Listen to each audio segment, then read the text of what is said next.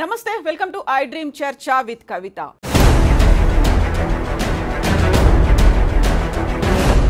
ఒక సీరియస్ అంశం, చాలా స్ట్రాంగ్గా రెస్పాండ్ అవ్వాల్సినటువంటి అంశం ఇది. ఈ మధ్య కాలంలో వినిపిస్తున్నటువంటి అత్యంత జుగుప్సాకరమైనటువంటి సంఘటనల గురించి మనం మాట్లాడుకోబోతున్నాము. 7th క్లాస్లో ఉన్నటువంటి ముగ్గురు అబ్బాయిలు వీడియోలు చూసి 3rd క్లాస్లో ఉన్న ఒక అమ్మాయిని రేప్ చేశారు, అత్యంత దారుణంగా చంపేశారు. ఇదొక సంఘటన అయితే మద్యం మత్తు ప్లస్ వీడియోలకి, పోర్న్ వీడియోలకి అలవాటు పడ్డటువంటి తండ్రి అదే అడిక్షన్తో సొంత కూతుర్ని, 13 ఏళ్ల కూతుర్ని రేప్ చేయడమే కాదు దారుణంగా చంపేశాడు. దీంతో పాటుగా సరికొత్తగా, విచిత్రంగా, దారుణంగా కనిపిస్తున్నటువంటి ఇంకొక సంఘటన, మద్యం మత్తులో ఉన్నటువంటి ఒక వ్యక్తి గేదెని తాళ్లతో కట్టేసి రేప్ చేయడం అనేది. అసలు మనం ఏ సమాజంలో ఉన్నామో, ఎటువైపు వెళ్తోంది ఈ సొసైటీ, దీని గురించే మనం మాట్లాడుకోబోతున్నాము. ఉన్నటువంటి చట్టాలు ఏం చేస్తున్నాయి, అసలు ఎందుకని ఇంకా బాధ్యతగా వ్యవహరించలేకపోతోంది ఈ సమాజం. మనతో పాటుగా ఉన్నారు సోషల్ యాక్టివిస్ట్ అను ప్రసాద్ గారు, అలాగే advocate and activist Sharada Goud గారు. హలో అండి, నమస్తే. సో శారదా గారు, మీతోనే స్టార్ట్ చేస్తాను. మనకు నిర్భయ యాక్ట్ ఉంది, దిశ యాక్ట్, హాకై యాప్లు, ఇలాంటివన్నీ పెట్టిన తర్వాత కూడా ఇంత దారుణమైనటువంటి సంఘటనలు, అది ఒకటి వైపు మద్యం మత్తు అంటున్నాము, లేకపోతే అడిక్షన్ అంటున్నాము, పోర్న్ వీడియోస్ చూస్తున్నారంటున్నారు, అందులో చిన్న పిల్లలు ఇన్వాల్వ్ అవ్వడం అనేది. 7th క్లాస్ పిల్లలమ్మ, వాళ్ళు ఏజ్ ఎంత ఉంటుంది, హార్డ్లీ 13-14 ఇయర్స్. వాళ్ళకి ఆలోచన ఎలా వచ్చింది 3rd క్లాస్ అమ్మాయిని రేప్ చేయాలి, చంపేయాలి అనే ఆలోచన? అంటే మనము డిఫరెంట్ వేలో యాంగిల్లో ఆలోచించాలేమో బహుశా. అంటే ఇప్పుడు సమాజంలో ఉన్నటువంటి పరిస్థితులు, రుగ్మతలు, ఇవన్నీ చూస్తుంటే కూడా చాలా అతీతంగా ఒక స్థాయిని దాటిపోయాం. తీవ్రత పెరిగిపోయింది. అంటే నేరాలు, ఘోరాలు అనేటివి ఒకప్పుడు మనం చూస్తే సింపుల్గా ఇలాంటివి జరుగుతాయేమో అనేటట్టుగా ఉండేవి. కానీ ఇప్పుడు ఊహించనివి కూడా జరుగుతుండడు. అంటే ఇప్పుడు మీరు చెప్పినది వింటూ ఉంటే అసలు మైనర్స్, మళ్ళీ ఒక మైనర్ అమ్మాయిని, అంటే ఎలా జరుగుతుంది, ఎందుకు జరుగుతుంది? మనకు ఇంతకుముందు ఒకటి శారదా చట్టము అది ఇది అని కొన్ని వచ్చాయి.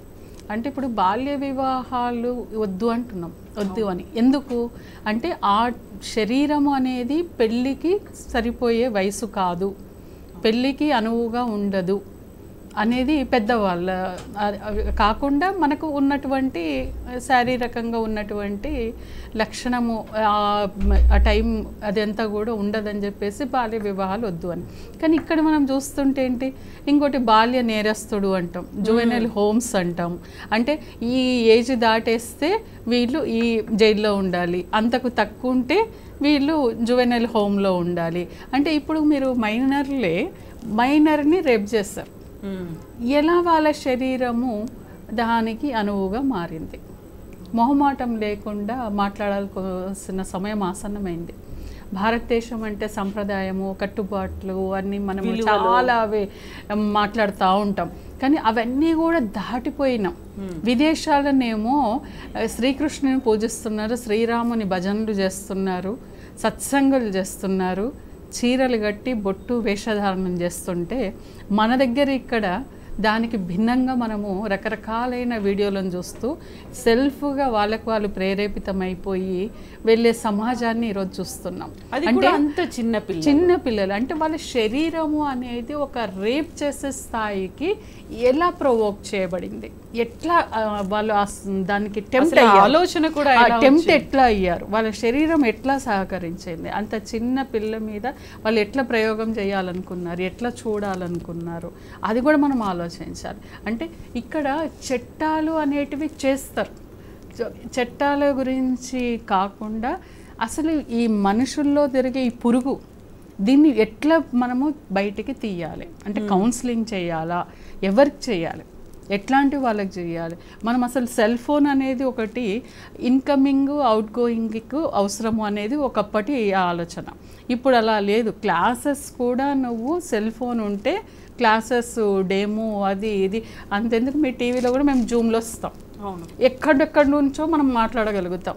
నేను ఎక్కడ వెళ్ళినా కూడా అక్కడ నుంచి నేను మీతో మాట్లాడాలి. అంటే కనెక్టివిటీ అనేది, మనకున్న డిస్టెన్స్ అనేది ఫోన్స్ వల్ల తగ్గిపోయింది. అదేవిధంగా నేను ఒక క్లాస్ సంబంధించిన సబ్జెక్ట్ చదువుతూ ఉంటే కూడా మధ్యలో నాకు ఈ పోర్న్ వీడియోస్ వస్తుంటాయి. అర్ధరాత్రి 12 తర్వాత చాలా డిఫరెంట్ వీడియోస్ డౌన్లోడ్ అవుతుంటాయి. మనకి ఇష్టం ఉన్నా ఇష్టం లేకపోయినా వస్తుంటాయి. అది అంటే ఉత్సుకత అనేది ఒక రకమైనటువంటి టెంప్ట్ చేయడంలోకి వెళ్తుంది. అది ఏంటి, ఎలా ఉంటుంది, ఏ రకంగా ఉంటుంది, చేసి చూస్తే ఎలా ఉంటుంది, పిల్లలకు ఆ ఆలోచన వచ్చింది ఫస్ట్. ఎట్లా ఉంటుంది దాన్ని ఒకసారి చూద్దాం అంటే, ఒక స్వీట్ తింటే తీయగా ఉంటుంది, ఒక ఉప్పు వేసుకుంటే ఉప్పుగా ఉంటుంది, కారం వేసుకుంటే కారంగా ఉంటుంది అనేటువంటి ఒక ఆలోచన వస్తుంది. అట్లాగే ఇది అనుభవంలోకి తీసుకుంటే ఈ అనుభవం ఎలా ఉంటుంది, వాళ్ళకి నేరాలు ఇది అవుతే నేరము అనేది వాళ్ళకి తెలియదు. దీన్ని ఫస్ట్ మనము అటెంప్ట్ చేసి చూద్దాం.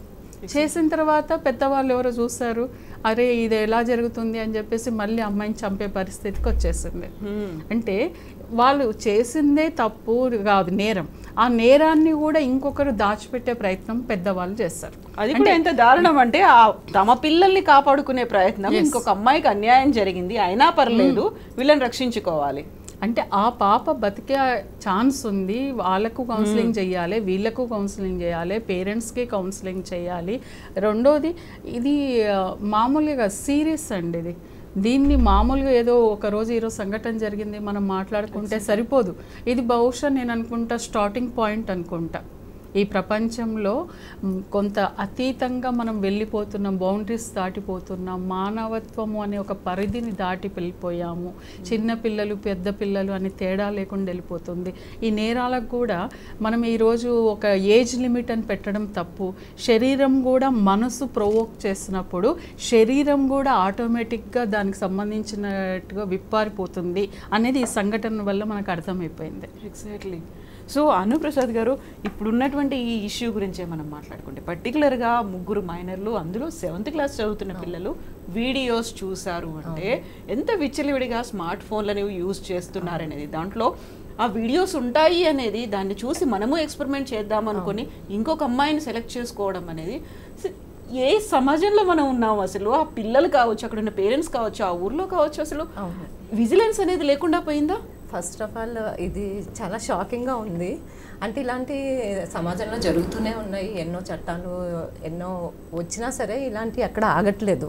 అంటే శిక్షలు ఎంత కఠినంగా ఉన్నా సరే, ఇప్పుడు మైనర్స్కి ఏంటంటే వాళ్ళకి నేరం చేసినా సరే వాళ్ళకి శిక్ష అనేది మేజర్స్తో సమానంగా పడట్లేదు కదా. సో వాళ్ళకి మనం తప్పు చేసినా సరే మనం తప్పించుకోగలము, ఏదో మహా అయితే జైల్లో పడేస్తారు తప్ప మనకి ప్రాణహాని ఉండదు అనేది కూడా పిల్లలకి ఈ రోజుల్లో అర్థమైపోతుంది. అలా కాకుండా చట్టాలు ఎలా రావాలి అంటే క్రైమ్ని బట్టి శిక్ష అనేది పడాలి. వాళ్ళు చేసిన క్రైమ్ కఠినంగా, ఇప్పుడు దొంగతనం చేశారు, వాళ్ళని మానిటర్ చేసో వాళ్ళకి కౌన్సిలింగ్ ఇచ్చో దాన్ని మాన్పించవచ్చు. బట్ ఇలా ఒక ప్రాణాన్ని తీసేసే హక్కు ఎవరికీ లేదు. సో మేజర్స్కి ఎలాంటి శిక్షలు పడుతున్నాయో మైనర్స్ కూడా అలాంటి శిక్షలు పడేలా చట్టాలు కఠినంగా వ్యవహరించాలి. ఈ వీడియోస్ అవి చూడడం, ఇప్పుడు చదువు రాని వాళ్ళు కూడా వాయిస్ మెసేజ్తో ఓపెన్ చేసేయచ్చు. సో చదువు రాని వాళ్ళు కూడా ఎలాంటి వీడియోల వరకు రీచ్ అవ్వగలరో రీచ్ అవుతున్నారు. సో అవి డ్రగ్స్ ఇలాంటి స్కూల్స్లోనే స్టార్ట్ అయిపోతున్నాయి. ఇది ఎక్కడ మనకి స్టార్ట్ అవుతుందో దాన్ని, అంటే ఎక్కడ ఇది స్టార్ట్ అవుతుందో దాన్ని ఫస్ట్ పాయింట్ని అంతం చేయాలి. ఇప్పుడు డ్రగ్స్ ఉన్నాయి, అది ఎక్కడి నుంచి స్టార్ట్ అవుతుంది దాన్ని పట్టుకోవాలి ఫస్ట్. అంతేగాని అంటే మరి వేరే హ్యాండ్స్ మారితేనే కదా ఎంత స్కూల్స్ వరకు కూడా వస్తున్నాయి. మద్యం, అందరూ చిన్నపిల్లలు కానీ తేడా లేదు, స్కూల్ వాళ్ళు కూడా బీర్ బాటిల్స్ అన్ని ఎన్నో చూస్తున్నాం స్కూల్స్ దగ్గర. అసలు అమ్మాయిలు అబ్బాయిలు తేడా లేకుండా జరుగుతుంది. బట్ ఇక్కడ ఏంటంటే ఇంత చిన్న పాపని ఇలా చేయడం అనేది చాలా ఘోరం. ఎందుకంటే parents, first of all parenting అనేది ఫస్ట్ మనకి కుటుంబంతోనే స్టార్ట్ అవుతుంది, మన ఫ్యామిలీతోనే స్టార్ట్ అవుతుంది. మన పిల్లలు పేరెంట్స్ని చూసే నేర్చుకుంటూ ఉంటారు. పేరెంట్స్ కూడా పేరెంటింగ్ అనేది చాలా ఇంపార్టెంట్. వాళ్ళు ఎలాంటి ఫ్రెండ్ సర్కిల్తో తిరుగుతున్నారు, వాళ్ళు స్కూల్స్లో ఏం చేస్తున్నారు, ఇలాంటిది కూడా అవగాహన పేరెంట్స్ చెక్ చేస్తూ ఉండాలి. యాక్చువల్గా పేరెంట్స్ అన్ఎడ్యుకేటెడ్, వాళ్ళకి ఇలాంటి శిక్షలు ఇలాంటి వాటి గురించి తెలియదు అనుకుంటే, అవగాహన లేదు అనుకుంటే పేరెంట్స్ కూడా మానిటర్ చేయాలి. పేరెంట్స్ వాల్యూస్ ఎలాగా పిల్లలకి నేర్పిస్తారో పేరెంట్స్ కూడా మనం వాల్యూస్ నేర్పించగలగాలి. గ్రామాల్లోకి వెళ్ళి ఒక కమిటీ ఏదో ఏర్పాటు చేసి గ్రామాల్లోకి వెళ్ళి వాళ్ళని కూడా పేరెంట్స్ని కూడా మోటివేట్ చేయడం అనేది చాలా ఇంపార్టెంట్. మీ పిల్లలు ఇలాంటి పనులు చేస్తే ఇలాంటి శిక్షలు పడతాయి, అది ఎవరూ తప్పించుకోలేరు అని చెప్పి పేరెంట్స్కి కూడా చెప్తే వాళ్ళు పిల్లల్ని కొంచెం కాపాడుకోగలుగుతారు. కానీ ఇలా క్రైమ్ చేసినప్పుడు పిల్లల్ని కప్పిపుచ్చడానికి, వాళ్ళ పిల్లల్ని రక్షించుకోవడానికి చేయడం అనేది చాలా తప్పు. ఎందుకంటే అటువైపు ప్రాణం పోయింది, ఒక తల్లిదండ్రులకి గారాలంగా పెంచుకున్న పాప. సో పేరెంట్స్ ఇలాంటి పిల్లలకి అవగాహన కల్పించడం ఒకటి. మన పిల్లలు తప్పు చేస్తే కఠినంగా మనమే శిక్షించగలగాలి పిల్లల్ని. ఆ ప్రేమ అనేది చూపించకుండా మనమే శిక్షించగలగాలి. ఫస్ట్ స్కూల్స్లో కూడా మన చిన్నప్పుడు గురువు గారు అంటే, మాస్టర్లు అంటే ఎంతో మర్యాద ఉండేది, నమస్తే పెట్టేవారు. ఇప్పుడు హాయ్ హలో వరకు అలా. అంటే మన ఎంత ఫాస్ట్ ప్రపంచమో అంత ఫాస్ట్గా కూడా పిల్లలు దిగజారిపోతున్నారు. వాల్యూస్ ఉండట్లేదు, సనాతన ధర్మాలు ఉండట్లేదు. మనం ఒక భయం, భక్తి, తండ్రి అంటే గౌరవం ఉండేది, తల్లి అంటే భయం ఉండేది. మనం పేరెంట్స్కి డిస్టెన్స్ మెయింటైన్ చేసేవాళ్ళం. ఇప్పుడు అదేమీ లేదు. అసలు తండ్రి మాట వినరు, స్కూల్లో పిల్లల మాట, గురువు గారి మాట వినరు. అలా జరుగుతూ ఉంది. సో ఇవి కఠినమైన చట్టాలు తీసుకురావాలి. ఎందుకంటే లా అండ్ ఆర్డర్ ఎవరు పోలీస్ వాళ్ళు ప్రతి చోటకి వెళ్ళి అక్కడ ఏం జరుగుతుందో అది ఎవరికి జరిగిపోయిన తర్వాత సంఘటన తెలుస్తుంది, కానీ తర్వాత తెలియదు, ముందు తెలియదు కదా. సో చట్టం అనేది గట్టిగా ఉండాలని నేను కోరుకుంటున్నాను. సో ఇక్కడ నా దగ్గర కొన్ని రిపోర్ట్స్ అనేవి ఉన్నాయి. National crime records bureau NCRB ఇచ్చినటువంటి రిపోర్ట్ల గురించి మాట్లాడుకుంటే 2022 వరకు ప్రతి గంటకి 51 మంది అత్యాచారానికి గురవుతున్నారు అనేది 2022లో వచ్చినటువంటి రికార్డ్. దాంట్లోనే 89% అనేది నోన్ పీపుల్ చేస్తున్నటువంటి రేప్, అంటే దగ్గరి బంధువులు లేకుంటే తెలిసిన వాళ్ళు ఇలాంటి వాళ్ళ దగ్గర నుంచి అవుతున్నటువంటి రేప్. అందులో ఇది ఇంకా పెరిగింది, 4% అనేది 23 వరకు పెరిగిందని నేషనల్ క్రైమ్ రికార్డ్స్ బ్యూరో చెప్తోంది. ఓవరాల్గా 2022లో ఇప్పటికీ ఓన్లీ నమోదైనటువంటి రిపోర్ట్ చేసినటువంటివి బయటకు వచ్చినవి 31,516 అయితే ఓవరాల్గా ఉమెన్ మీద జరుగుతున్నటువంటి అత్యాచారాలు, అఘాయిత్యాలు, క్రైమ్ ఇవన్నీ చూసుకుంటే 2022లో 4.4 lakhsగా ఉన్నట్టుగా NCRB లెక్కలు చెప్తున్నాయి. పర్టికులర్గా మైనర్లకు సంబంధించి చూసుకున్నట్టయితే రిపోర్టింగ్ కేసెస్ అనేవి 2016 నుంచి 2022 వరకు 96% పెరిగాయి. రిపోర్టింగ్ కంటే బయటకు వచ్చి ఇది సంఘటన జరిగింది అని పోలీస్ స్టేషన్కి వచ్చి FIR నమోదు చేయడం అనేది. ఇది చైల్డ్ రెస్పాన్స్ బ్యూరో అంటే క్రై చేసిన చైల్డ్ రెస్క్యూ అండ్ యూత్ దీనికి సంబంధించినటువంటి రిపోర్ట్ అనేది చెప్తోంది. ఛార్జ్ షీట్ వేస్తోంది కూడా 75.8% అనేది ఈ లెక్కలు అయితే కనిపిస్తున్నాయి. అయితే ఓవరాల్గా ఇలాంటి సంఘటనలు జరగడం వెనకాల ఒక చట్టాలు అనేవి ఉన్నప్పటికీ కూడా ఎందుకని దాని మీద ఫోకస్ అనేది పెట్టలేకపోతున్నారు. మనతో పాటుగా జాయిన్ అయ్యారు ఉమెన్ యాక్టివిస్ట్ కృష్ణకుమారి గారు. అమ్మ నమస్కారం. నమస్తే. మా దారుణమైనటువంటి సంఘటనలు జరుగుతున్నాయి. ఎంత దారుణం అంటే మైనర్లే, 7th క్లాస్ పిల్లలే 3rd క్లాస్ అమ్మాయిని రేప్ చేస్తారు, చంపేస్తారు. ఆ తర్వాత తండ్రే కూతుర్ని. అంటే ఇంతకు మించినటువంటి ఇంకో దారుణమైన సంఘటన, మద్యమత్తులో ఉన్నాడు ఒక యువకుడు గేదెని కూడా కాళ్ళతో కట్టేసి చేయడం. అంటే అసలు ఎక్కడికి వెళ్తున్నాం? గతంలో మనం ఒక ఆవును చేసిన సంఘటన చూసాం. గేదె ఎవరిని వదలరా అనుకుంటే, పిల్లల్ని పెద్దల్ని ఎవరిని వదలరా అనుకుంటే ఇదేం సంఘటన అసలు? అంటే మనం ఏ స్థాయికి వెళ్ళిపోయింది క్రైమ్ మైండ్ సెట్ ఎంత దాకా వెళ్ళిపోయింది అనడానికి ఇంతకంటే ఇంకేమి ఒక పీక్కి వెళ్ళిపోయింది. ఆ పీక్ ఏంటంటే ఇంకా ఐస్బర్గ్ అంటాం చూడండి, టిప్ ఆఫ్ ద ఐస్బర్గ్, ఆ పరిస్థితికి వచ్చేసింది. మరి ఇలా వచ్చేసిన పరిస్థితికి కారణాలు ఏంటి అని మనం చూసుకుంటే, నేనైతే గంజాయి, పేదరికము, సెల్ ఫోను, ఈ మూడే నేను ఎక్కువ. పేదరికంలోనే నిరుద్యోగము ఇవన్నీ కూడా వస్తాయి. మీరు అడగొచ్చు 13 ఏళ్ళు 14 ఏళ్ళ మైనర్ బాలుడికి వాడి నిరుద్యోగం ఎట్లా అంటారు అని. కానీ దానికి పేదరికం, దానికి డైరెక్ట్ లింకు. 13 ఏళ్ళ పిల్లాడు ఎక్కడ ఉండాలి? స్కూల్లో ఉండాలి. స్కూల్లో ఉండకుండా పిల్లాడు ఎందుకు డ్రాప్ అవుట్ అవుతున్నాడు? డ్రాప్ అవుట్ అయిన పిల్లాడు రోడ్ల మీద కాక ఎక్కడ ఉంటాడు? వాళ్ళకి అజమాయిషి ఏముంటుంది? ఇప్పుడు మనం చదువుకున్నాం, మనలాంటి వాళ్ళం ఒక 13 ఏళ్ళ పిల్లాడు చదువు మానేస్తానంటే మనం ఏం చేస్తాం? నయానో భయానో చెప్పి చూస్తాము. మన పక్కన సొసైటీలో మన బాబాయిలో మన తాతయ్యలో ఎవరితోనో చెప్పిస్తాము, లేకపోతే ఎలా డెవలప్ అయిన వాళ్ళని ఎగ్జాంపుల్గా చూపిస్తాము. మీరు చదువుకుంటే ఇంత భవిష్యత్తు బాగుంటుందని ఒక ఆశ కల్పిస్తాం వాడికి. రేపు ఉద్యోగం వస్తలే తర్వాత విషయం, ముందైతే చదివిస్తాం కదా. అంటే ఈ ఖాళీ టైం వాడు చదువుతోటి ఎంగేజ్ అయిపోతున్నాడు. కానీ ఈ పేదరికంలో ఉన్న తల్లిదండ్రులు, ఈ మద్యానికి అలవాటు పడిన తండ్రి తాలూకు భార్య, ఆమె భర్త డబ్బులు ఇవ్వకపోతే పిల్లల్ని తిండి పెట్టడానికి మాత్రమే ఆమె చేయగలుగుతుంది. ఆమె ఏదో ఒక పని చేయాలి. ఆమె పిల్లలకు కాపలా కాస్తుందా? మనం చెప్పినట్టు ఇలా బొజ్జగా ఇచ్చి స్కూలుకు పంపిస్తుందా? ఏం చేయగలదా తల్లి? అందుకే అసలు ఒక మైనర్ ఇలా చేసే పరిస్థితికి వచ్చాడు అంటే ఇదంతా చాలనట్లు.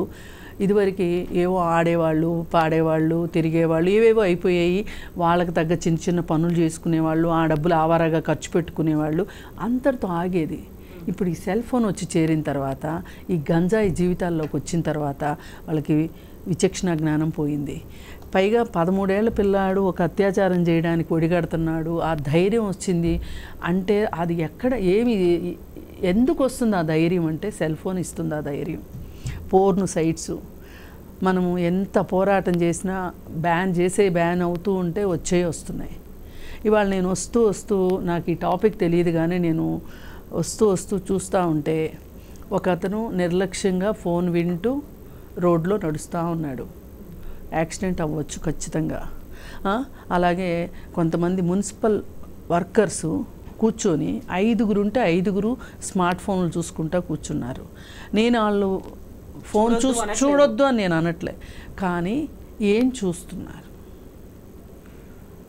ఇప్పుడు 2-3 పిల్లలు ఉంటారు, 14 years 15 years పిల్లలు ఎక్కడో చోట కూర్చొని ఫోన్ చూస్తూ ఉంటారు.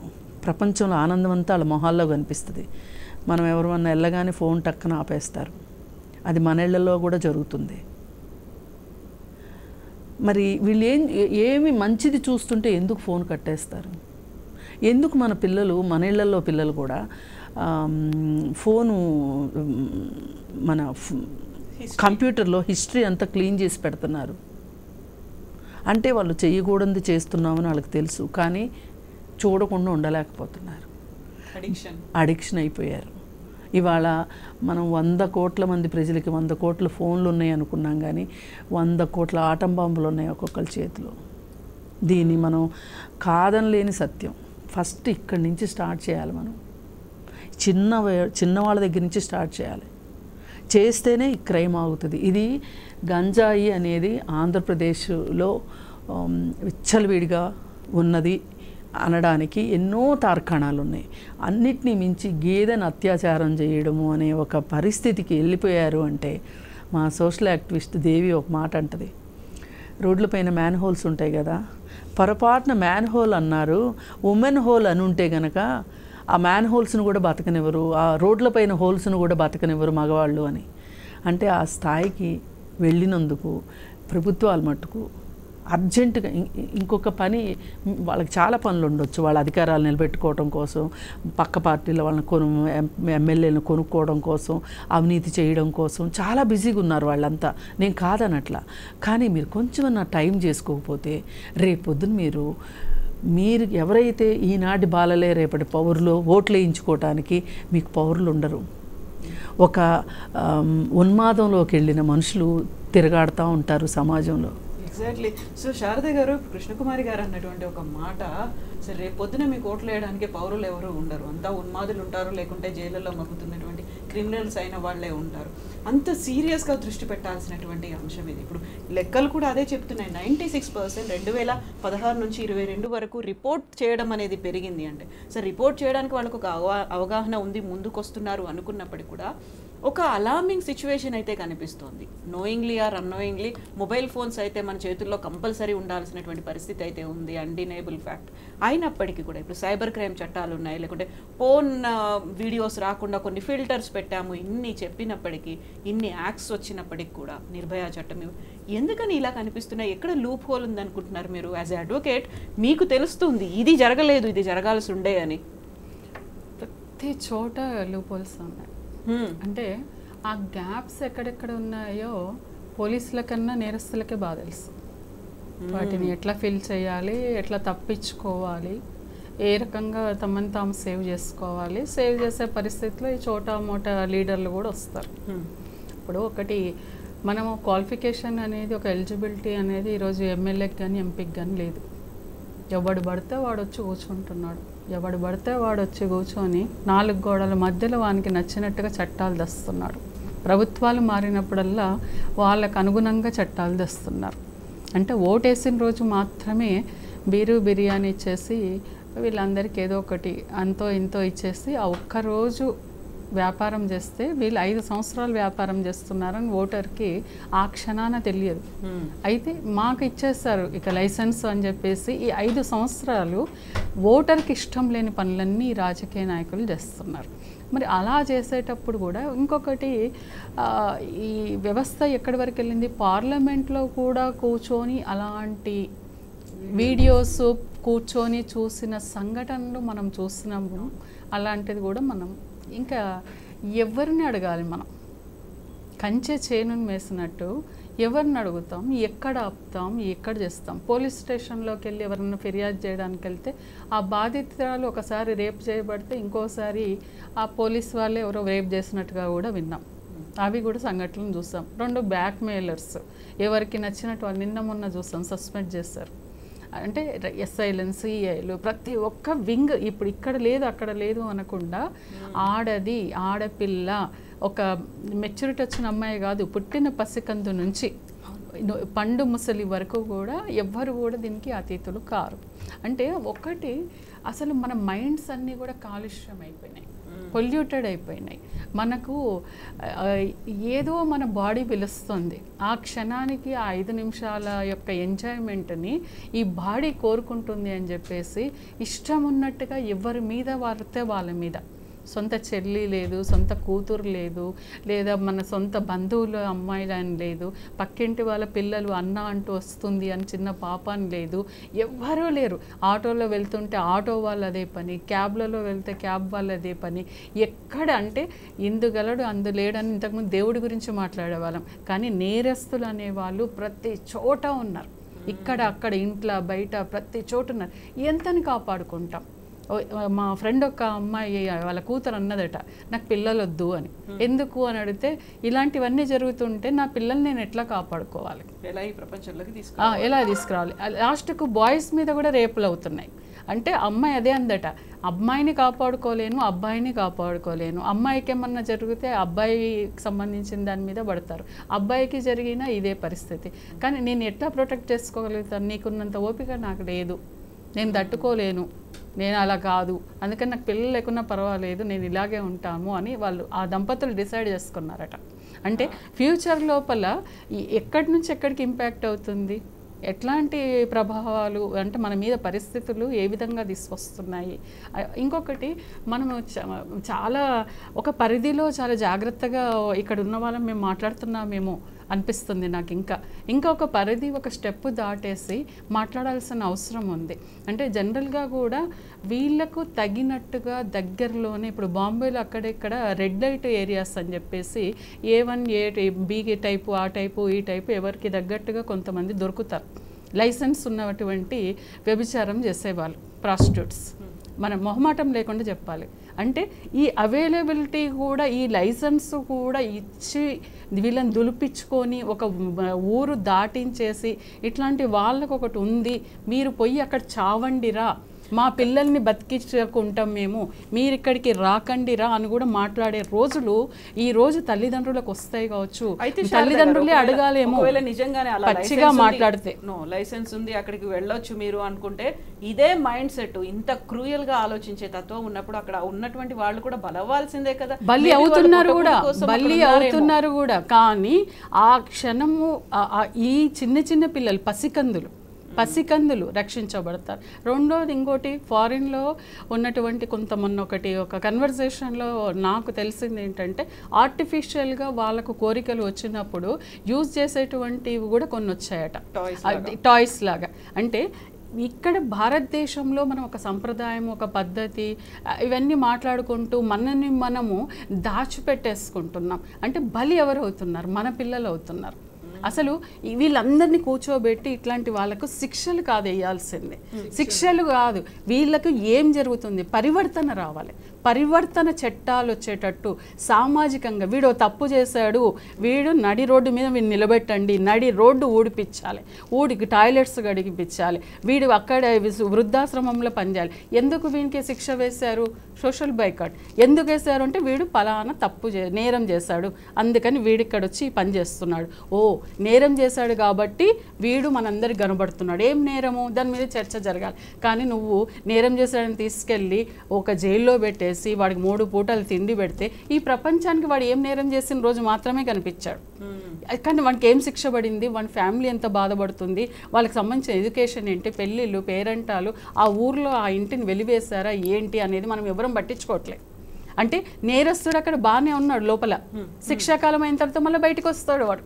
కానీ అదే నువ్వు సామాజిక శిక్షలు వేస్తే, మొన్న రీసెంట్గా కూడా ఒక దగ్గర ఎక్కడో నేను చూశాను, ఒక జడ్జి గారు వేశారు, సామాజిక శిక్ష వేశారు.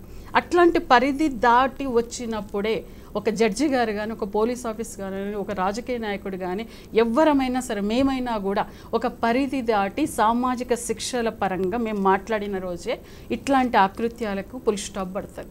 అదర్వైజ్ ఏ పిల్లని, ఏ పాపని, మన కంటి పాపల్ని ఎవరిని కూడా కాపాడుకునే స్థాయిలో మనం లేమని చెప్పాల్సిన అగత్యం ఈరోజు వచ్చి పడింది. మనం మాట్లాడకుండా ఉండి నేను మాట్లాడితే ఏమవుతుందో, నా ఇంట్లో వాళ్ళు వింటే ఏమవుతుందో, మా అత్తగారు వింటే ఏమవుతుందో, మా అమ్మ వింటే మాట్లాడుతుందో, ఏంటిది ఇట్లా మాట్లాడుతుంది, ఈ టైప్లో మాట్లాడుతుంది, ఇట్లాంటివి కాదు. మళ్ళీ క్రాస్కి ఎంతోమంది ఉరికొస్తారు. కాదు, ఇవన్నీ కాదు. ఇప్పుడు మీరు మంచి బట్టలు వేసుకోవాలి అని అంటే మీరెవరు చెప్పడానికి, మీరు మంచి ఫుడ్ ఇట్లాంటిది తినాలంటే మీరెవరు చెప్పడానికి, అవి ఓకే. కానీ అది కాదు. ఒక్కసారి బాల్యంలో రేప్ చేయబడ్డటువంటి పాప బతికి సర్వైవ్ అయ్యి రేపు చదువుకోకనో ఒక పెళ్లి చేసుకుంటే 2 కుటుంబాల మధ్యలో ఎంత చిచ్చు ఉడుతుందో ఒక సైకాలజిస్ట్కి కూడా నాకు తెలుసు. వాళ్ళ బాధ ఎంత ఉంటుందంటే ఆ భర్త ట్రామాలో ఉండిపోతారు వాళ్ళు. 20 ఏళ్ళైనా కూడా ఆ భర్తతో కాపురం చేయరు, భర్త వచ్చి టచ్ చేస్తే కూడా ఉలిక్కి పడతారు. అట్లాంటి సంఘటనలు నా ముందర చాలా ఉన్నాయి. అంటే ఈ ఒక్కరోజు జరిగేటువంటి ఒక 5-10 నిమిషాల సంఘటన మొత్తం జీవితాంతం ఫ్యామిలీ కాకుండా నెక్స్ట్ జనరేషన్ కూడా పోతుంది. సో అనుగారు, ఇప్పుడు మనం కేవలం పరిధులు, చట్టాలు, శిక్షలు, జైలు జీవితం ఇది కాదు, దీనికి బియాండ్ ఆలోచించాలి అంటే మార్పు అనేది ఎక్కడి నుంచి రావాలంటారు? ఏం జరగాలంటారు మీరు? ఫస్ట్ మార్పు అనేది మనలో రావాలి, మన మైండ్ సెట్లో రావాలి.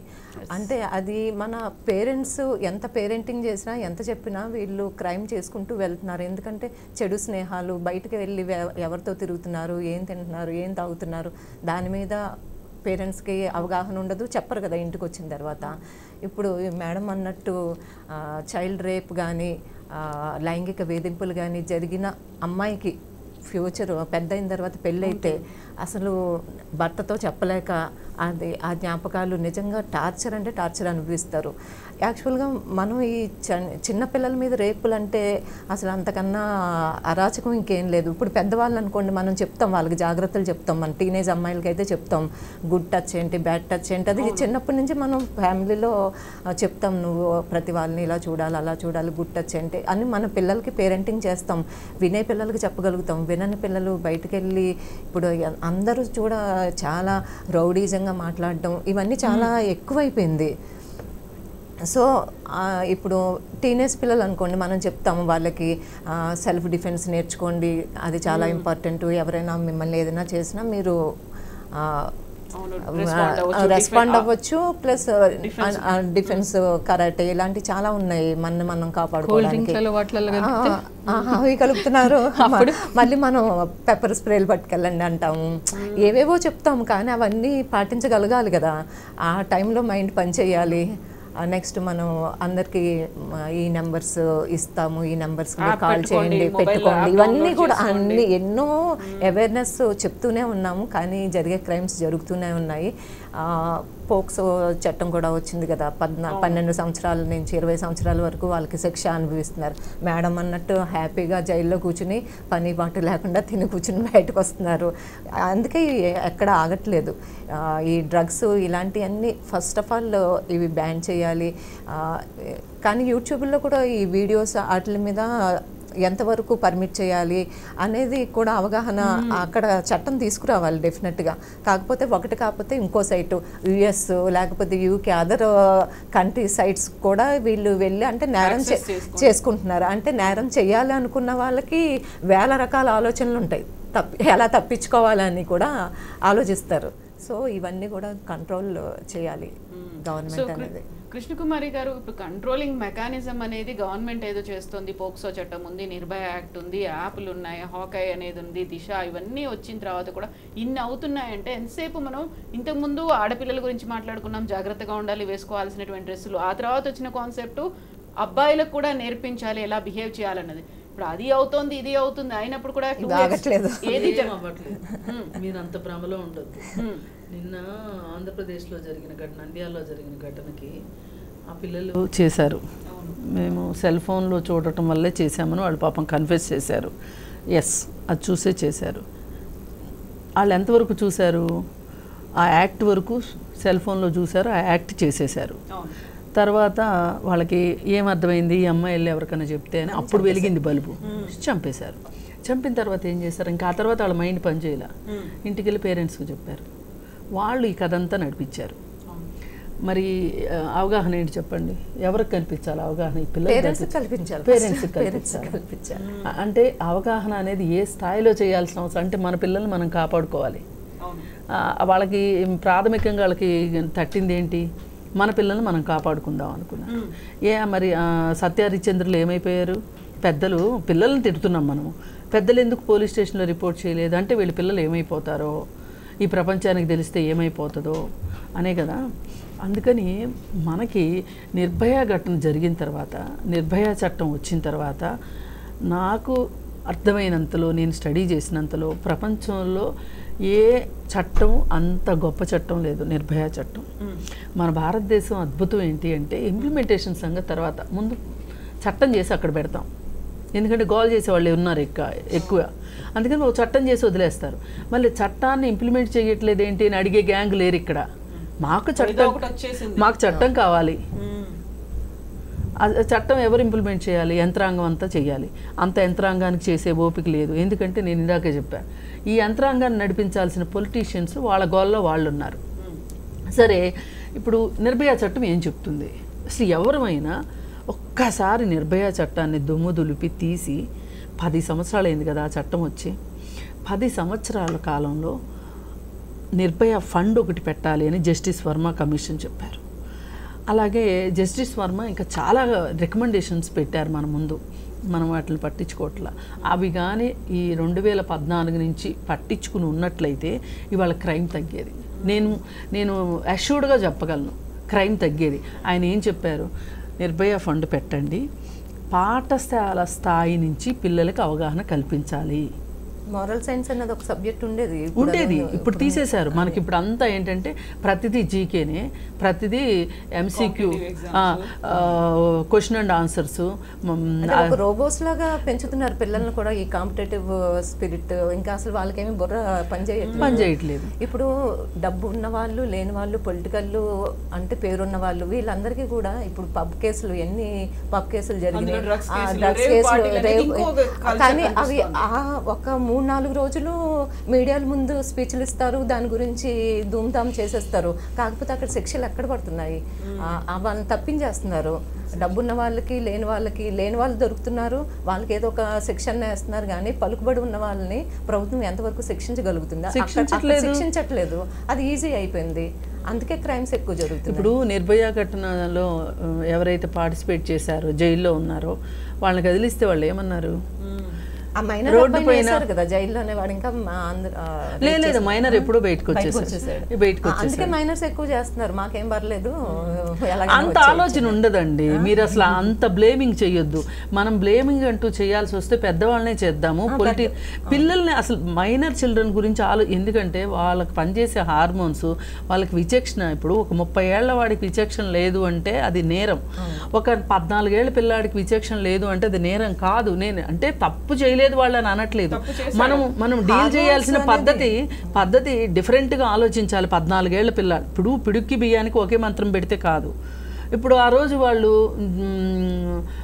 బ్రిటిష్ జర్నలిస్ట్ వచ్చి అడిగితే అసలు మన భారతదేశంలో ఉన్న ఒక జర్నలిస్టుకి, బాధ్యత గల జర్నలిస్టు వెళ్ళి అసలు మీరు ఈ క్రైమ్ ఎందుకు చేశారు అని అడగలేదు. జర్నలిస్టులు కూడా తిట్టుకోవాలి ఖచ్చితంగా. వీళ్ళేదో మేము ఫోర్త్ ఎస్టేట్ అని చెప్పుకుంటామే కానీ ఫోర్త్ ఎస్టేట్కి తగ్గట్లుగా జర్నలిస్టులు ప్రవర్తిస్తున్నారా?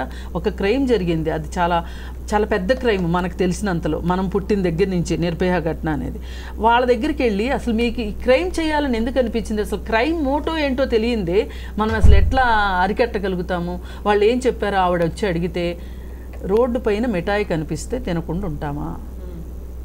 ఒక మాట. దిశాది కూడా అలాగే జరిగింది కదా. ఒక మాట. రెండో మాట ఏం చెప్పారు, అసలు 9 గంటలకి బాయ్ ఫ్రెండ్తో కలిసి సినిమాకి వెళ్ళే అమ్మాయికి ఆ అమ్మాయి మంచిదని మీరు ఎందుకు అనుకుంటున్నారు? ఆ అమ్మాయి అలాంటి అమ్మాయి కాబట్టి మేము చేశాం అని. పైగా ఆ అమ్మాయి ప్రతిఘటించకుండా లొంగిపోయి ఉంటే కనుక ఆ అమ్మాయిని అంత ఇబ్బందిగా పెట్టేవాళ్ళం కాదు. ఇవన్నీ వరుసగా వాళ్ళు చెప్పుకుంటూ వచ్చారు. ఈ చెప్పుకుంటా రావడం వెనకమాల కారణాలు ఏంటి, అసలు వాళ్ళు ఎందుకు ఇది సుప్రీంకోర్టులో చర్చ జరుగుతూ ఉంటే ఒక సాక్షాత్తు జడ్జి కాదు, ఒక లాయరు ఏమన్నాడు, అదే నా కూతురు కానీ అలా రాత్రిపూట 9 గంటలకు వెళ్ళుంటే కనుక నేనైతే చంపి పెట్రోల్ పోసి తగలబెట్టేవాడిని అన్నాడు. అంటే వీళ్ళ మానసిక చదువుకున్న వాళ్ళు, చదువుకోని వాళ్ళు, అగ్ర కులాల వాళ్ళు, పై తరగతుల వాళ్ళు ఇలా ఆలోచిస్తుంటే సంకుచితంగా, ఇప్పుడు 9 గంటలకు వెళ్ళొద్దన్నారండి, నేను కూడా ఒప్పుకుంటా. 9 గంటలకు రక్షణ లేదు, సరే 9 గంటలకు వెళ్ళకండి ఆడపిల్లలు. జాబ్ చేసే కాదమ్మా, ఒక్క నిమిషం. 8 గంటలకే పోనీ, వీళ్ళే 8ంటికని మనకు టైం ఇచ్చారు. 8 వరకు వెళ్తే ఆగుతాయా? 7 వరకు ఆగుతాయి. డే టైంలో జరగట్లేదా? ఇంట్లో జరగట్లేదా? అందుకని ఈ చేసేవాడి మనస్తత్వాన్ని మార్చాలి అని ఎవ్వరూ ఆలోచించట్లా. మనం అంతా కాలిన తర్వాత బర్ణాలు పూయడానికి సిద్ధంగా ఉంటున్నాం తప్పితే అసలు ఎందుకు కాలింది అనే దాని మీద మనం ఆలోచన చేయట్లా. వర్మ గారు ఆలోచన చేశారు. ఆ రికమెండేషన్స్ బయటికి తీయండి, చిన్నప్పటి నుంచి ఒక అవగాహన కల్పించండి. ఒక అమ్మాయి అనగానే నేను అనుభవించటానికే ఉంది అమ్మాయి అనే ఒక ఆలోచనని తుంచేయాలి. నాతో సమానమైన పౌరురాలు, ఇంకా గట్టిగా మాట్లాడితే నాకంటే కూడా ఎక్కువ పనులు చేయగలిగిన సామర్థ్యం ఉన్న, శక్తి ఉన్న ఒక మనిషి అని గుర్తించాలి ఓ మగవాడు. అప్పుడు ఇలాంటివి చిన్నప్పటి నుంచే రావాలండి. ఇది ఎప్పుడో హఠాత్తుగా ఒక డిగ్రీ అయిపోయిన తర్వాత, ఇంటర్మీడియట్ అయిపోయిన తర్వాత వచ్చే విషయం కాదు. చిన్నప్పటి నుంచి తల్లిదండ్రులు నేర్పించాలి, స్కూల్లో వాళ్ళు నేర్పించాలి. ఇవి కాకుండా మనకి ఇవాళ ఒక సాంస్కృతిక విలువలు అనేవి లేవు సమాజంలో. ఇవాళ షార్ట్స్ వస్తున్నాయి కదా, షార్ట్స్ అలవాటు పడిపోయాను. ఆ షార్ట్స్లో మాట్లాడే మాటలు వింటే ఈ రోజుకి అలాంటి మాటలు మన జనరేషన్ వాళ్ళం అయితే వాడమండి. చిన్న పిల్లలు చాలా సింపుల్గా చిన్న చిన్న బూతులే అవి. చాలా పెద్ద బూతులు మాట్లాడుతున్నారు, చాలా క్యాజువల్గా వచ్చేస్తున్నాయి. సినిమాల్లోనూ అలాగే వస్తున్నాయి. పొలిటీషియన్స్ అవే మాట్లాడుతున్నారు టీవీల ముందు కూర్చొని. పిల్లలు అదే నేర్చుకుంటున్నారు. ఈ షార్ట్స్, డ్రెస్సింగ్స్ కూడానండి అసలు చాలా రీల్స్ కోసం, లైక్స్ కోసం, అసలు ఇంట్లో అసలు ఒక తల్లి తండ్రి ఎట్లా ఈ పిల్లలు యాక్సెప్ట్ చేస్తున్నారు? ఒక బూత్ పాటలకి, మురికి పాటలకి చిన్న పిల్లలతో డాన్స్లు ఇస్తున్నారు టీవీలో. ఈ సాంస్కృతిక విలువలు పెరగక్కర్లేదా? ఇదే సాంస్కృతిక విలువలు ఉంటే ఏం నేర్చుకుంటారు పిల్లలు? అదే వెకిల్తనం, పెద్దవాళ్ళదే అదే వెకిల్తనం. జబర్దస్త్ ఎంత పడి చూస్తున్నారండి. సో కాళ్ళు చదువుకున్న వాళ్ళు కూడా చూస్తున్నారు కదా. Double meaning. Sridevi drama company ఎన్ని మురికి జోకులండి. నిన్నగాక మొన్న ఆమె కిరాక్ బాయ్స్, కిలాడి గర్ల్స్, అనసూయ చేసిన ప్రోగ్రాం. అనసూయ పైన బ్లేజర్ ఇప్పేస్తుంది, ఈమె ఇప్పేస్తే ఆయన ఇప్పేస్తాడు, ఆయన ఇప్పేస్తే ఏమి ఇప్పేస్తుంది. ఇప్పుడు చూసేవాళ్ళు చూస్తుంటారు ఇంకేమి ఇప్పుతారా వీళ్ళు అని. తర్వాత నెక్స్ట్ ఎపిసోడ్కి ప్రోమో రిలీజ్ అయింది. అదేంటి, ఈమె చాలా అగ్లీగా వేసుకున్నాడు, చీరే కాదనట్లా, చీరని ఎంత సెక్సీగా కట్టుకోవచ్చో, బ్లౌజ్ ఎంత సెక్సీగా వేసుకోవచ్చో వేసుకొని ఈమె టీచర్ అంట, పాఠాలు చెప్తుందంట. ఇవి ఎందుకు అసలు?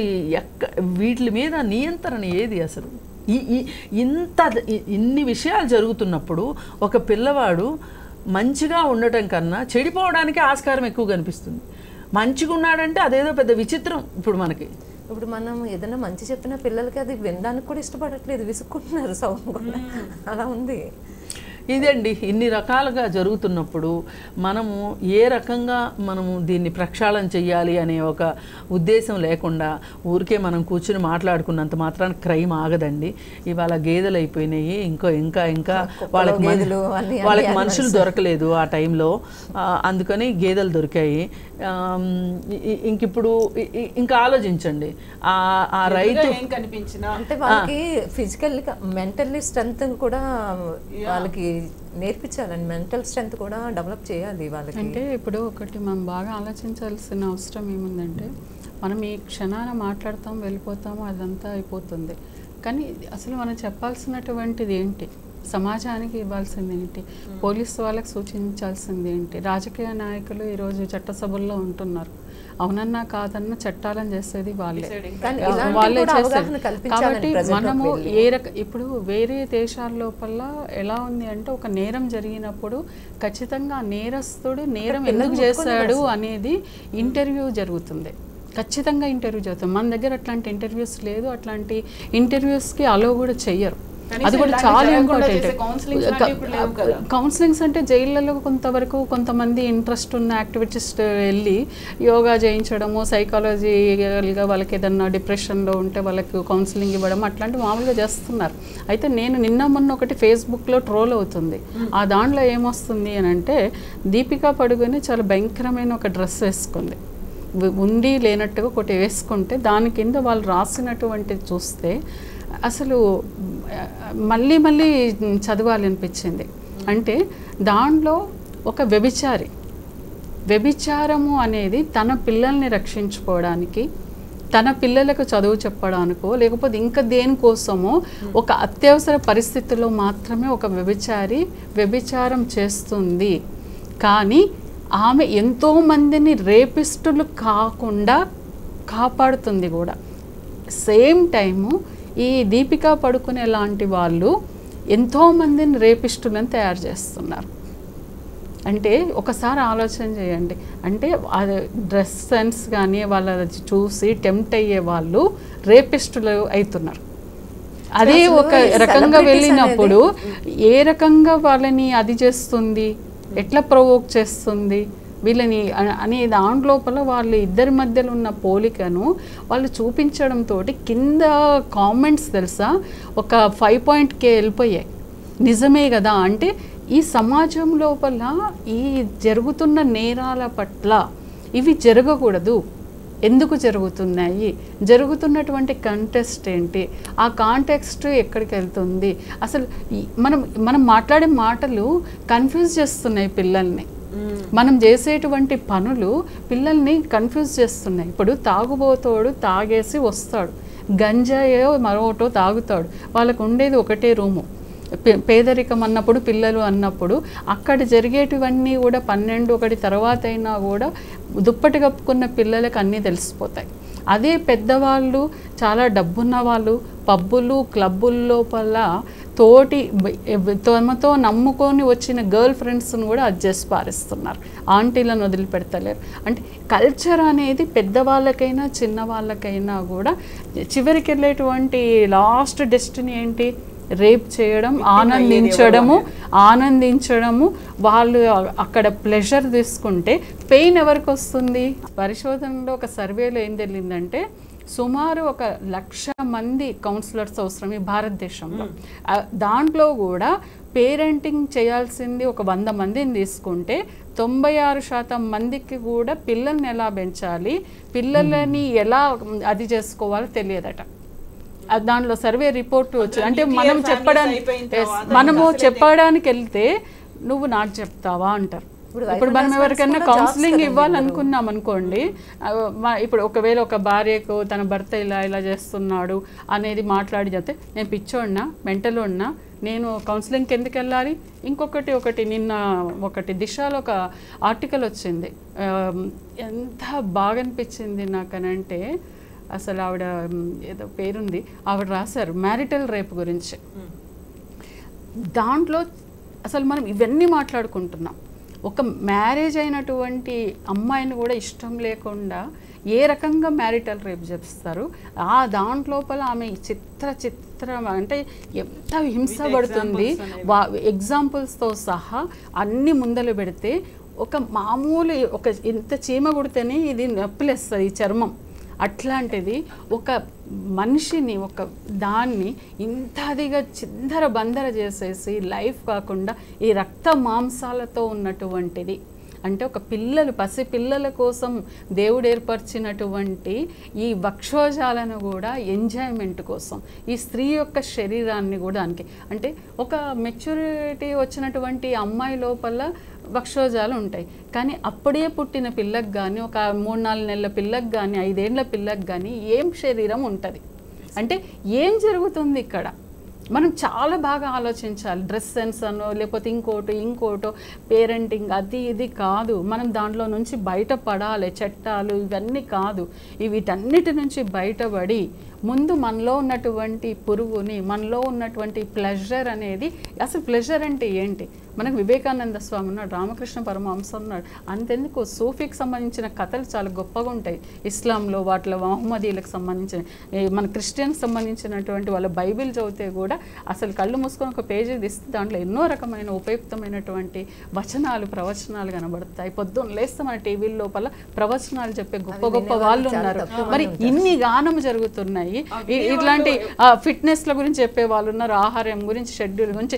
ఇప్పుడు ఒక రకమైనటువంటి మనకు లోపల వస్తున్నాయి అంటే, లేదు మీరు కొంచెం ఉప్పు కారాలు తగ్గించండి, అవి తగ్గించండి, మీ లోపల ఉండేటువంటి ఎంజైమ్స్ హార్మోన్స్ కొంచెం ఒక పద్ధతులకు వస్తాయి.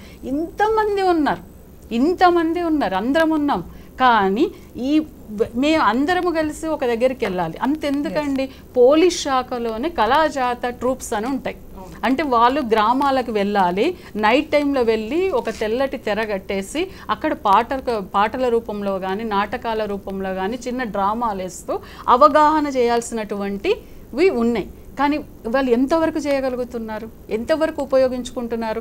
మహిళా సంఘాలను ఎంతవరకు ఉపయోగించుకుంటున్నారు? ఈ ప్రభుత్వాలు ఎన్జిఓలను ఎంతవరకు ఉపయోగించుకుంటున్నారు? ప్రజా సంఘాలను ఎంతవరకు ఉపయోగించుకుంటున్నారు? ఇంతకుముందు అన్ని రకాల వింగ్స్ను, మమ్మల్ని కూడా చాలా రకాల వాళ్ళని పిలిచి మీరేమైనా సలహాలు ఇస్తారా, ఈవెన్ జోయినీల సమస్యలపైన కూడా పిలిచి వాళ్ళు అడిగినారు. కానీ ఇప్పుడు ఏ ప్రభుత్వాలు ఈ మధ్యలో ఎవ్వరు కూడా అడగట్లేదండి.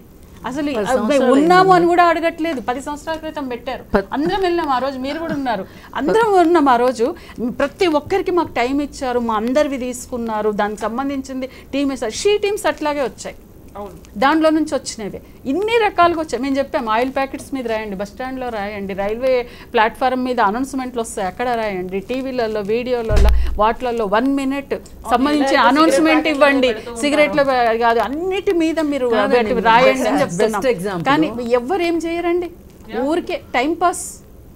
పులిరాజాకి ఎయిడ్స్ వస్తుందా అని ఒక నెల రోజుల పాటు క్యాంపెయిన్ చేశారు. అంతకుముందు పోలియో మీద ఎలా అయితే క్యాంపెయిన్ చేశారు. ఇప్పుడు మన భారతదేశంలో ఇవాళ ఇది ఉంది, స్మాల్ పాక్స్ ఉంది, మసూచి లేదు దేశంలో ఎక్కడ. ఎవరైనా ఒక వ్యక్తి వచ్చి నాకు మసూచి వచ్చింది అని చెప్తే 20,000 గిఫ్ట్ ఇస్తారు. మనం పోలియో ఎరాడికేట్ చేసుకున్నాం, మసూచి ఎరాడికేట్ చేసుకున్నాం, టీబీని అలా చెయ్యాలని చూస్తున్నాం కానీ కాలుష్యం వల్ల కావట్లేదు, అది వేరే విషయం. అయితే మరి ఇంత చేసేవాళ్ళము ఇది ఎందుకు చేయలేకపోతున్నాం? ప్రభుత్వం తలుచుకుంటే చేస్తుంది. పులిరాజాకి ఎయిడ్స్ వస్తుందా అనేది, ఎందుకు రాదు అనేది నెల రోజుల తర్వాత చెప్తే అసలు అది ఎంత అద్భుతమైన ఫలితం ఇచ్చింది. వాళ్ళు ఎక్కడికి వెళ్ళారు, బడ్డీ కొట్టుల దగ్గరికి వెళ్ళారు, ఏంటి మెకానిక్ షాపుల దగ్గరికి వెళ్ళారు, గోడల మీద రాశారు. అసలు ప్రతి వాళ్ళకి ఆ స్లోగన్ గురించి ఏమై ఉంటుంది. ఇప్పుడు హూ కిల్డ్ బాహుబలి, ఏమి ఇప్పుడు ఈ విషయానికి ఎందుకు చేయలేకపోతున్నాం అసలు మనం? అంటే మనకి చిత్తశుద్ధి లేదు. ఎవరికి చిత్తశుద్ధి లేదు? ఇప్పుడు మనం మాట్లాడగలిగే వాళ్ళమే కానీ, సమస్యలు ప్రభుత్వం దృష్టికి తీసుకెళ్ళగలిగే వాళ్ళమే కానీ మనం ఏం చేయగలిగిన వాళ్ళం కాదు. మన చేతిలో యంత్రాంగం లేదు. ఇప్పుడు ఒక కలెక్టర్ దగ్గరికి మీరు నేను వెళ్తే వింటారా? కలెక్టర్కి ఎవరు చెప్పాలి? స్త్రీ శిశు సంక్షేమ శాఖ మంత్రి చెప్తే కలెక్టర్ వింటారు. మరి ఆ మంత్రులకు ఉండాలి. అట్లాంటి ఏమి లేకుండా ఫలితాలు ఎట్లా ఆశిస్తాం మనం ఏమి దాని మీద ప్రతి సంవత్సరం జూబ్లీ హాల్లో నేషనల్ క్రైమ్ వచ్చినప్పుడు వెంటనే ఇక్కడ ఒక సెమినార్ జరిగేది. మన రాష్ట్రంలో ఇలాంటిది వచ్చింది, దీనికి మీరేం చెప్తారు? మీరు One day ఉండేదండి. One day full day morning నుంచి ఈవినింగ్ దాకా ఉమెన్ కమిషన్ నిర్వహించేది దాన్ని. అట్లాంటిది ఇప్పుడు అవన్నీ ఏమైపోయాయి? ఏమైపోయాయంటే 2014లో ఇక్కడ గవర్నమెంట్ మారినప్పుడు అసలు ఉమెన్ కమిషనే లేదు. ఈ ఉమెన్ కమిషన్ కోసం పోరాడాల్సి వచ్చింది. చాలా పోరాటాలు చేస్తే ఉమెన్ కమిషన్ వచ్చింది. అసలు మహిళా మంత్రి లేకోకుండా నడిచింది గత ప్రభుత్వం. అయితే మనం ఇప్పుడు ఏమైనా అన్నాం అనుకోండి, మనకు ఒక పొలిటికల్ రంగేస్తారు, మనం ఏం మాట్లాడామనేది వినరు. ఈ ప్రభుత్వం అయినా మాట వింటది అని చూస్తున్నాం. ఇప్పుడు నిన్న ఈ లింక్ మీరు రేవంత్ రెడ్డి గారికి పెట్టండి, సీతక్కకు పెట్టండి, మన కొండా సురేఖ గారికి పెట్టండి, ఖచ్చితంగా పెట్టండి. ఈ లింక్ పెట్టడం వల్ల ఏమవుతుంది అంటే ఖచ్చితంగా పిలవాలి. పిలిచినప్పుడు మేము చెప్పేటువంటివి ఏమేమి జరుగుతున్నాయి చెప్పడం వల్ల వాళ్ళు చేయగలిగే స్థాయిలో ఉన్నారు. మేము చెప్పే స్థాయిలో ఉంటే వాళ్ళు చేయగలిగే స్థాయిలో ఉన్నప్పుడే కదా ఇవన్నీ చేసేది. అవుతుంది ఏదో ఒక చర్చ. ఇప్పుడు ఆయన డ్రగ్స్ గురించి ఒక స్టేట్మెంట్ ఇచ్చారు రేవంత్ రెడ్డి గారు. సినిమా వాళ్ళందరూ చిరంజీవి గారు పంపించేశారు, వీడియో పంపించేశారు అని చెప్పారు. అంటే కొంతవరకు ఒక స్టెప్ ముందుకు వచ్చారన్నట్టు లెక్క. ఇప్పుడు రీజన్స్ ఏంటో తెలియదు కానీ నిన్న మహిళా కమిషన్ చైర్పర్సన్ నిన్న నేరెళ్ళ శారద గారు వచ్చారు. నిన్నటి వరకు ఆలనా పాలన లేదు మహిళా కమిషన్కి. సరే ఇప్పుడు వచ్చింది, కనీసం వచ్చిందని సంతోషిద్దాం. ఆమె సరే ఇనిషియేట్ తీసుకొని ఈ విషయాలకు సంబంధించి అసలు ఇప్పుడు ఈరోజు ఇంకా సేపట్లో మీరు ఇంకో డిబేట్ కూడా చేయబోతారు. ఏంటంటే కన్న తండ్రి 12 ఏళ్ల అమ్మాయిని అత్యాచారం చేశారు అని వచ్చేసిందా? వచ్చింది. ఇంతకుముందు ఒక 2 నెలల క్రితం, నెలన్నర క్రితం ఒక తండ్రి ఇలాగా చేశాడు. ఎక్కడ మియాపూర్ ఏరియాలో, నిజాంపేట రోడ్లో చేస్తే ఆ తల్లిని ఎంత బ్రెయిన్ వాష్ చేశారంటే, వాడేదో ఒప్పుకున్నాడు నేనే చేశానని, చేసుకునేలా ఆ తల్లి మా ఆయన చేసుండడు, మా ఆయన అలాంటోడు కాదు, మా ఆయన అలాంటోడు కాదు, మా ఆయన చేసి ఉండడు. దానికి రీజన్ ఏంటంటే చుట్టూ ఉన్న వాళ్ళందరూ చనిపోయిన పిల్ల ఎలాగూ తిరిగి రాదు, హస్బెండ్ కూడా జైలుకి వెళ్తే నువ్వు ఈ పిల్లల్ని ఎలా చూసుకుంటావు అమ్మ, ఇలా ఇంకెవరన్నా భర్త చేసి ఉంటే నీ ఉద్దేశం ఏంటి అని అడిగితే మా ఆయన అలా చేస్తుండే, ఆమెకు 2 మాటలు నేర్పించి పంపించారు. ఆ 2 మాటలే పలికింది. అలా కాకుండా ఆ తల్లి నా భర్తలాగా ఇంకొక భర్త చేయటానికి వీలు లేదు అని ధైర్యంగా ఒక సామాజిక బాధ్యతతోటి ముందుకు వచ్చే తల్లులో, లేకపోతే నా కొడుకు ఇలా చేస్తే నా కొడుకుని నేను రక్షించుకోను అనే ఒక తండ్రో వీళ్ళందరూ వస్తే కానీ ఎంతో. ప్రభుత్వాలు చేసేది ప్రభుత్వాలు చేయాలి, మీరు చేసేది మీరు చేయాలి, మేము చేసేది మేము చేయాలి, అందరూ చేయాలి. కలెక్టివ్ రెస్పాన్సిబిలిటీ కలెక్టివ్ ఫీలింగ్తో జరిగితే తప్పితే ఇది అవ్వదండి. అంతేగాని ఏ ఒక్కరో మాట్లాడితే ఇలా కంఠశోష తప్పితే ఏమీ మిగలదు. సెలబ్రిటీస్ ఉన్నారండి, సెలబ్రిటీస్ చెప్తూ ఉంటారు, వాళ్ళని అంటే యూత్ ని ఎక్కువ ఆకర్షించేది వాళ్ళే కదా సినిమా సెలబ్రిటీస్. లేదు, సెలబ్రిటీస్ తీసుకురావద్దండి, నేనైతే ఒప్పుకోను. సెలబ్రిటీ అనేది ఒక మామూలు వాళ్ళనండి, మామూలు మట్టి బిడ్డలని, మట్టి చేసేటువంటి వాళ్ళని తీసుకొని వచ్చి వాళ్ళతోటి యాడ్స్ ఇప్పించడం వల్ల నిజంగా కూడా బయటకు మామూలు వాళ్ళని వాళ్ళే ఎక్కువ వరకు చేస్తున్నారు. ఈ రోజు వాళ్ళే చేస్తున్నారు. వాళ్ళు ఏమని చెప్తారండి, వచ్చి వాళ్ళ సినిమాలోనేమో హీరోయిన్ అన్ని చేస్తారు, వీళ్ళు వచ్చి మళ్ళీ ఇక్కడికి వచ్చి నీతి వాక్యాలు చెప్తే జనాలకు అసలు అనవసరమైన కన్ఫ్యూజన్. మోడల్స్ అంటే ఎలా ఉండాలండి? ఇప్పుడు సచిన్ టెండూల్కర్ గారు ఉన్నారు, ఆయన ఎప్పుడు కూడా గుట్కాకి గానీ పాన్ పరాగ్ అలాంటి వాటికి పార్లమెంట్ మెంబర్ అండి, ఏ రోజు పార్లమెంట్ కూడా వెళ్ళలేదు, రాజ్యసభలో ఏ రోజు కూడా ఆయన పోలేదు, అయితే ఇవ్వలేదు కదా, ఏ రోజు కూడా వెళ్ళలేదు. రెస్పాన్సిబిలిటీ అనేది అన్ని విధాలుగా ఉండాలండి. ఏ రెస్పాన్సిబిలిటీ లేనివాడు నేరస్తుడే. ఆయన కూడా రాజ్యసభ మెంబర్ అయ్యి ఉండి కూడా ఏ రోజు కూడా ఆయన మాట్లాడలేదు. ఇప్పుడు మాలాంటివి మాట్లాడినప్పుడు ఎంత ఫోకస్ అయ్యేదండి, చాలా ఫోకస్ అయ్యేది. అలాంటివి ఎందుకు ఇప్పుడు సుధామూర్తి గారు మొన్న ఏమన్నారు, నాకు ఈ పదవి ఇచ్చినందుకు నేను మాక్సిమం మాట్లాడతా అని చెప్పింది. అది ఎంత గొప్ప విషయం అండి, అవి మాట్లాడాలి, అంత మంచిగా మాట్లాడి. ఇప్పుడు మేడం ఈవిడ చెప్పినట్టుగా మొన్న కూడా ఒకటి అమ్మాయి గురించి వచ్చినప్పుడు 5 లక్షలు అమ్మాయికి ఇచ్చేసి అక్కడ కమిట్మెంట్ తీసేసుకున్నారు. ఆ నేరమే జరగలేదన్నారు. అరే మీడియా వాళ్ళు ఫోకస్ చేస్తున్నారు, మనమేం మీడియా వాళ్ళు చేయలేదంటేనేమో మీడియా వాళ్ళని తిడతాం. మీడియా వాళ్ళు చెప్పిరి, మీడియా వాళ్ళు ఫోకస్ చేసిరి, దాని గురించి ఉరికిరి, పరిగెత్తిరి, మాట్లాడి అంతా చేస్తే చివరికి మీరేంటి 5 లక్షలతోటి సెటిల్మెంట్ చేసుకుంటారు. అరే సెటిల్మెంట్ చేసేసుకొని ఇంకా అయిపోయింది అంటే ఇంక ఏం చేస్తామండి. ఇంకా ఇవి మాత్రము అంటే వాళ్ళు చెయ్యరు, మనం చేసేటట్టుగా మేము చేస్తాం. మాలాంటి యాక్టివిస్టులే చేయాల్సిందే. ఎవరినైనా కూడా ఎంతవరకు తీసుకుపోవాలి అంతవరకు కదిలించే శక్తి కానీ యుక్తి కానీ మా దగ్గర ఉంటాయి, యాక్టివిస్టుల దగ్గర. వాళ్ళు ఎప్పుడు ఇలాంటివి ఎప్పుడైతే మా చీఫ్ జస్టిస్ గారు ఒక మాట అన్నారు, ఏమని అంటే మీ సమాజంలో పౌర సమాజం ఎప్పుడైతే మా మీద ప్రెషర్ పెడుతుందో అప్పుడు మా యొక్క తీర్పులు కూడా అందుకు అనుగుణంగా వస్తాయి. ప్రెషర్ అనేది సమాజం నుంచి రావాలన్నారు ఆయన. ఎంత గొప్పగా చెప్పారండి చౌహాన్ గారు అని చెప్పేసి. ఆయన వెళ్ళిపోయారు, చాలా గొప్పగా చెప్పారు ఆయన. అంటే పౌర సమాజం అనేది ఎప్పుడూ కూడా మనం ఏం చేస్తాం, మనం చెయ్యలేము, మనం చట్టాలు వాళ్ళు చేస్తారు కదా, మనం ఏం చేయలేము.